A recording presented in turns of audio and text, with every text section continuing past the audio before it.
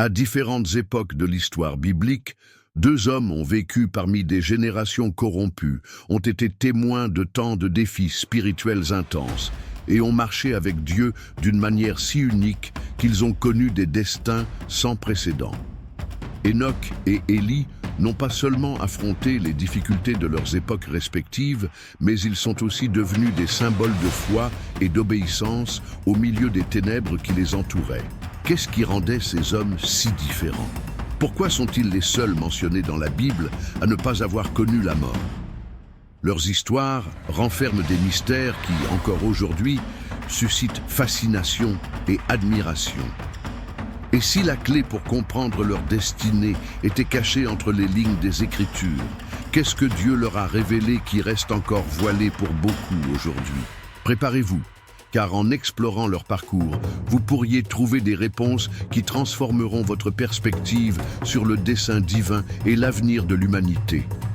Enoch a vécu à une époque précédant le déluge, une ère marquée par une corruption et une méchanceté croissante sur la terre.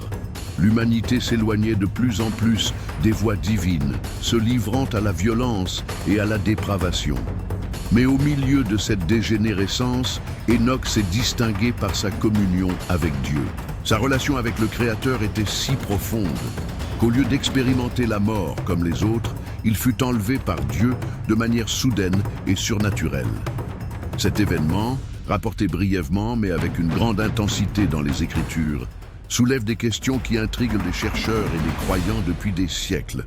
Quant à Élie, il a vécu en un temps de grande apostasie en Israël. Les prophètes du Seigneur étaient persécutés et le culte des faux dieux comme Baal dominait la nation. Des rois corrompus gouvernaient sans aucune crainte du vrai Dieu, et ceux qui restaient fidèles subissaient de terribles persécutions. Dans ce chaos spirituel, Élie s'est levé comme une voix de courage et de confrontation contre l'idolâtrie et l'injustice. Son ministère fut marqué par des miracles puissants et des confrontations directes avec des rois et des prêtres corrompus. Mais son parcours ne s'est pas achevé par la mort. D'une manière aussi extraordinaire que sa mission, Élie fut enlevé au ciel dans un tourbillon sous les yeux de son disciple Élisée. Ces deux hommes avaient un point commun rare. Ils furent épargnés de l'expérience de la mort. Mais qu'est-ce que cela signifie? Quel message Dieu voulait-il transmettre en enlevant ces deux serviteurs de manière si mystérieuse? Leurs histoires, remplies de défis, de révélations et de mystères divins, continuent de résonner à travers les âges, inspirant ceux qui cherchent à comprendre les desseins de Dieu pour l'humanité. Dans les prochains récits, nous plongerons plus profondément dans les vies d'Enoch et d'Élie, en explorant leur parcours, leurs défis et la raison pour laquelle ils furent choisis pour un destin si singulier.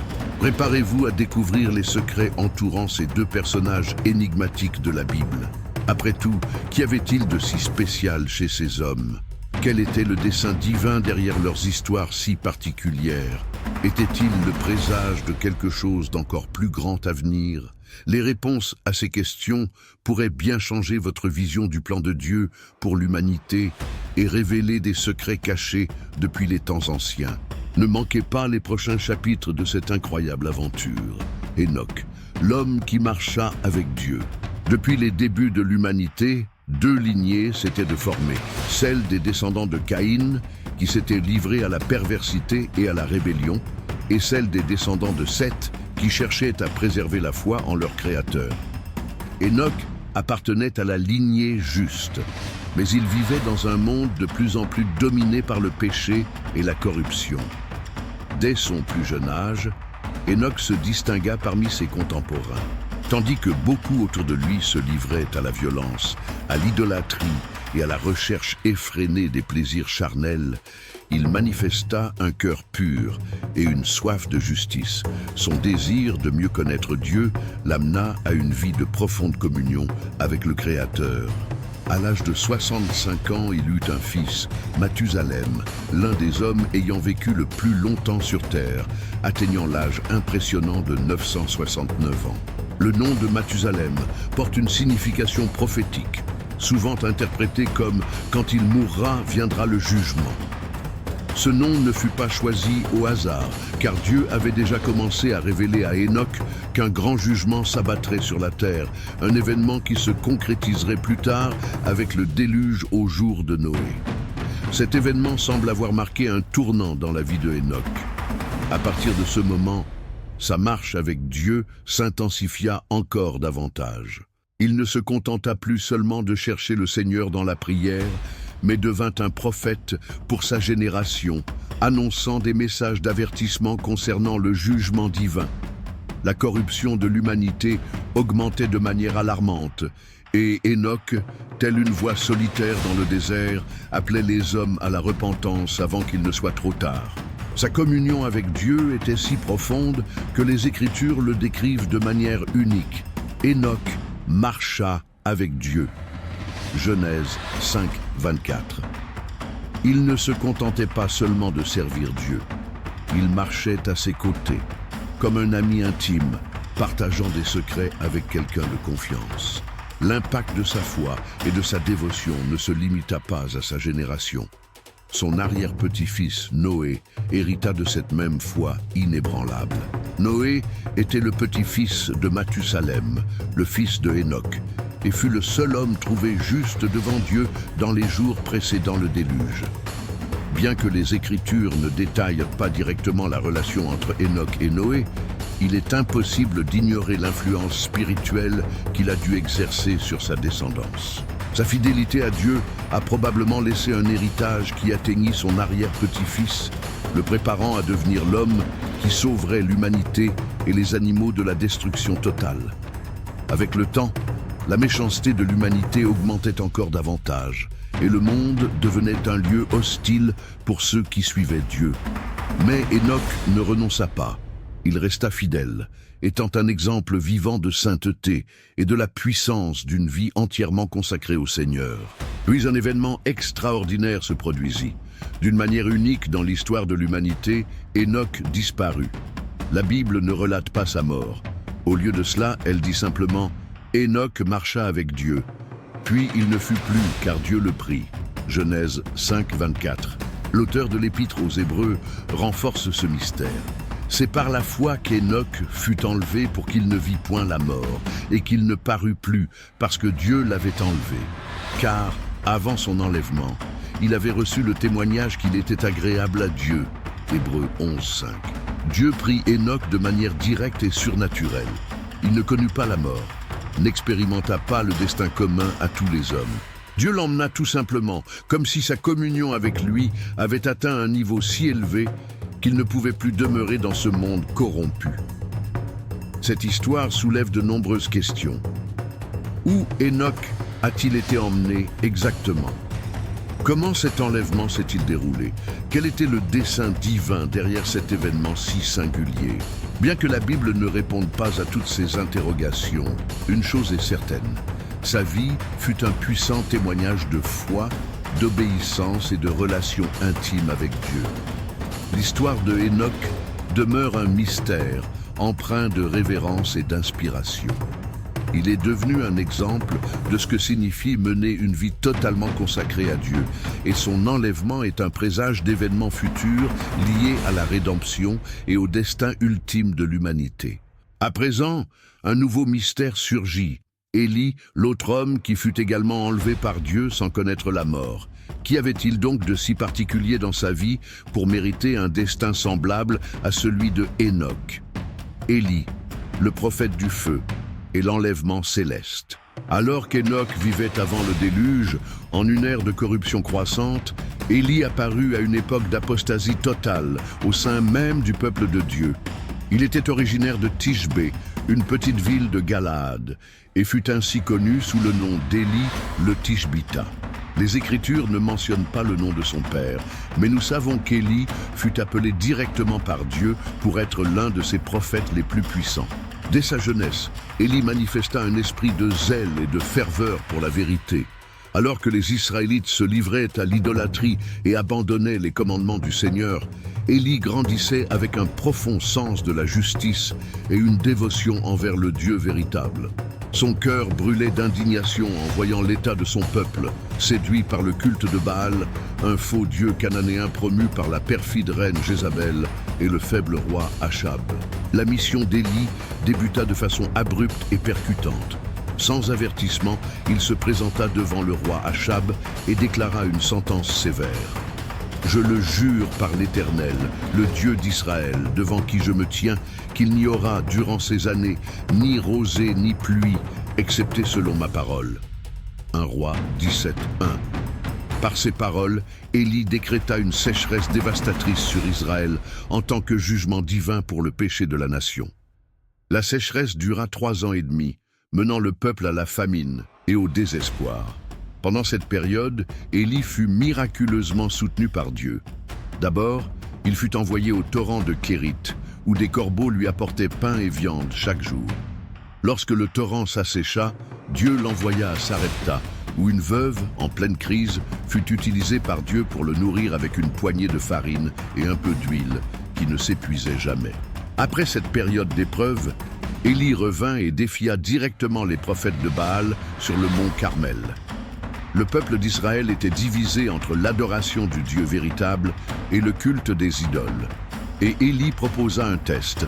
« Suivons le Seigneur et que chacun appelle son Dieu. » 1 Roi 18, 21. Ce fut alors l'un des épisodes les plus épiques de la Bible. Les prophètes de Baal implorèrent leur Dieu tout au long de la journée pour qu'il envoie le feu, mais rien ne se produisit. Élie, quant à lui, rétablit l'autel du Seigneur, versa de l'eau sur le sacrifice et pria. Et soudain, le feu descendit du ciel, consumant complètement l'offrande. Le peuple, témoin de ce miracle, tomba face contre terre en s'exclamant « L'Éternel est Dieu, l'Éternel est Dieu !» Élie ordonna alors l'exécution des prophètes de Baal, scellant ainsi sa victoire sur l'idolâtrie. Cependant, la reine Jézabel ne toléra pas cette insulte et jura de tuer Élie. Le prophète, craignant pour sa vie, s'enfuit dans le désert. Épuisé, il demanda à Dieu de le laisser mourir, mais le Seigneur le fortifia. Élie marcha pendant 40 jours et 40 nuits jusqu'au mont Horeb, où il eut une rencontre directe avec Dieu.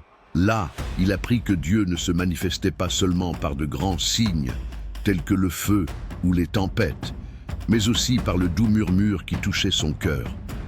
Même après tant de victoires, Élie avait encore un grand rôle à jouer. Il loint Élisée comme son successeur et poursuivit sa mission jusqu'au jour où arriva le moment de son départ final. Contrairement à tout autre prophète qui l'avait précédé, Élie ne connut pas la mort. La Bible relate un événement surnaturel.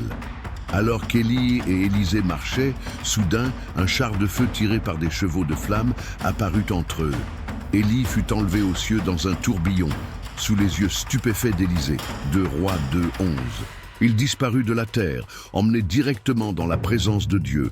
Élie fut un prophète de courage, de miracles et de dévotion profonde envers le Seigneur. Sa vie fut marquée par des défis intenses, mais aussi par des démonstrations indéniables du pouvoir divin.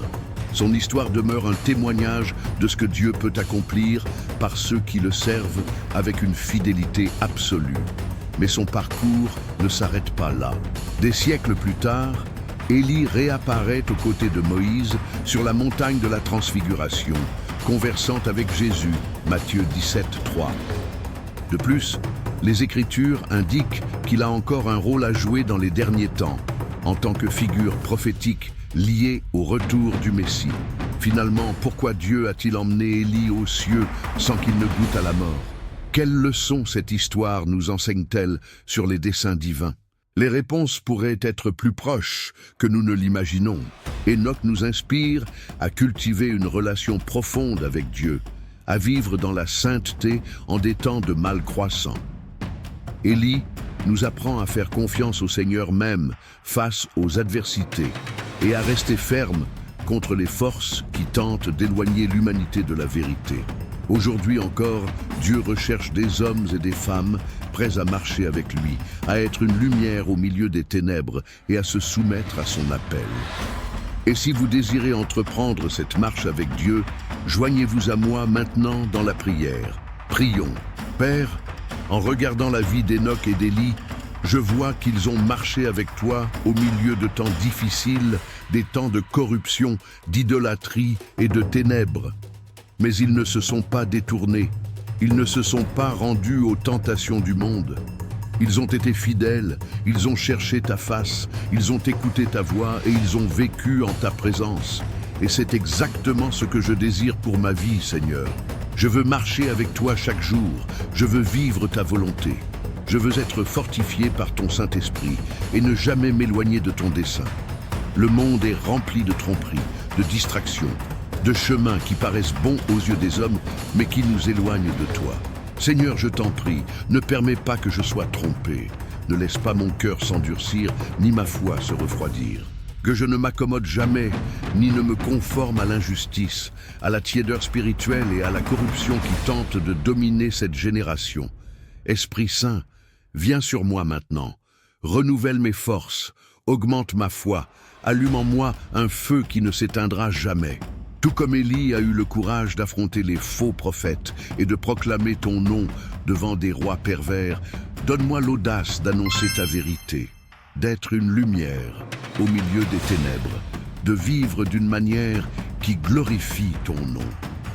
Seigneur, je sais que sans la foi, il est impossible de te plaire, et c'est pourquoi je te supplie, augmente ma foi. Que j'ai une confiance inébranlable en ta puissance, en ta justice et en ton amour. Que je puisse marcher avec toi comme Enoch a marché, d'une manière si intime et profonde que ta présence soit réelle dans ma vie chaque jour. Que je ne m'éloigne jamais de ta voix, que mes pas ne trébuchent jamais sur les chemins du péché et que mon cœur soit toujours entièrement soumis à toi. Si un doute m'affaiblit, ôte-le. Si une peur m'empêche d'avancer, détruis-la. Si un obstacle se trouve entre moi et ton dessein, renverse-le. Car je ne veux rien dans ce monde qui m'éloigne de toi, Seigneur. Prends-moi dans tes bras, guide-moi par ta main puissante et soutiens-moi par ta grâce. Fais de moi un instrument de ton royaume, un reflet de ta gloire et un témoignage vivant de ton amour. Je te remets ma vie, mes rêves, mes projets, que ta volonté soit faite. Je choisis de marcher avec toi, je choisis de te faire confiance, je choisis de vivre pour ta gloire. Au nom de Jésus, je prie et je te rends grâce. Amen. Si cette prière a touché votre cœur, déclarez avec foi dans les commentaires « Je choisis de marcher avec Dieu ». Partagez cette prière avec ceux qui ont besoin de force et de renouveau spirituel. Que le Seigneur vous fortifie et vous emmène à un nouveau niveau d'intimité avec lui.